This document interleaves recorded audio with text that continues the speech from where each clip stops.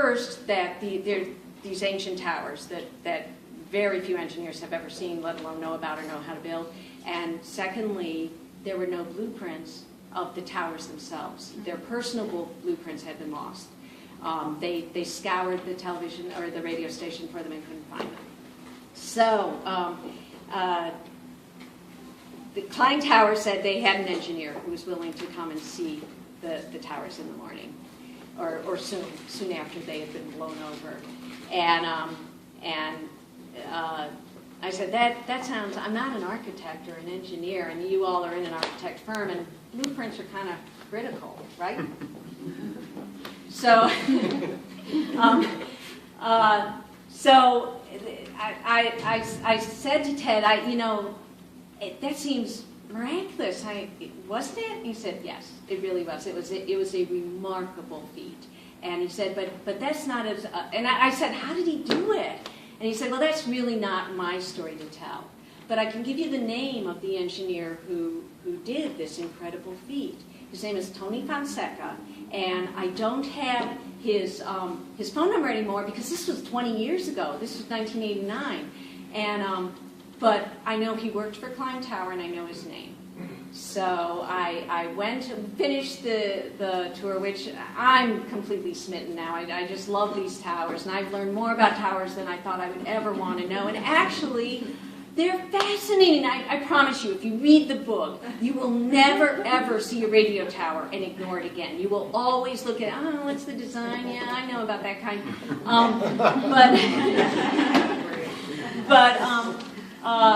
So I wrote the article for my brother, and well, first of all, I did contact this Tony Fonseca, and he was so gracious. He would be more than happy to tell me how he did the rebuild, but he was so busy, I was so busy, and we just never connected.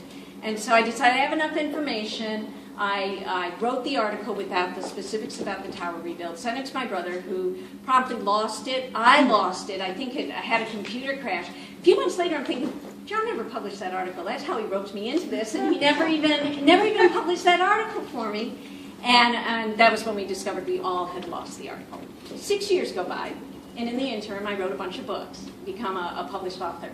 And I'm rifling through my filing cabinet looking for something else and see the file from the tower tour. And I open it up, the article's gone. The article wasn't in there, but all my little 7-year-old's ladybug notes with her cute little, things asking me questions were in there, which was so nostalgic because she's now a teenager, and any of you with teenagers, it's not the same as with a 7-year-old.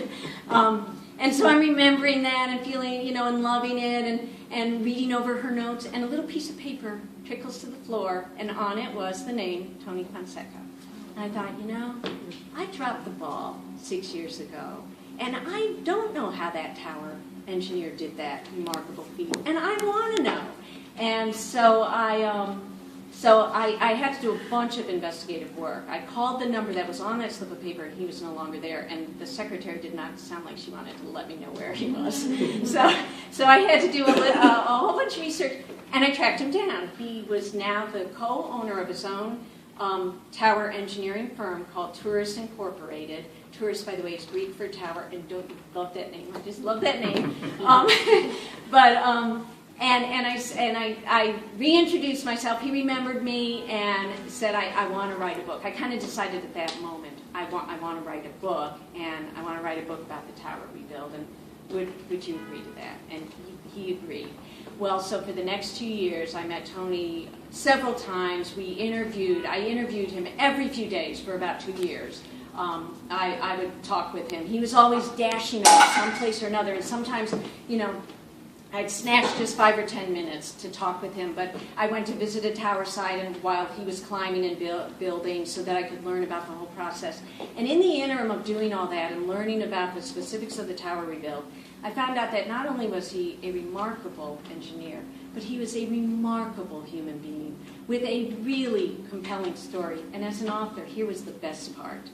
He hid the story of the tower being toppled by storms and then being nearly miraculously rebuilt really paralleled Tony's story and Tony's life. He had had a really rough part in the middle of his life. and it would have toppled many lesser men.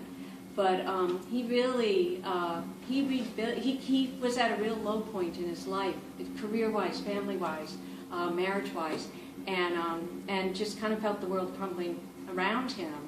And he rebuilt just such an admirable life, and which I'm going to have him tell you about.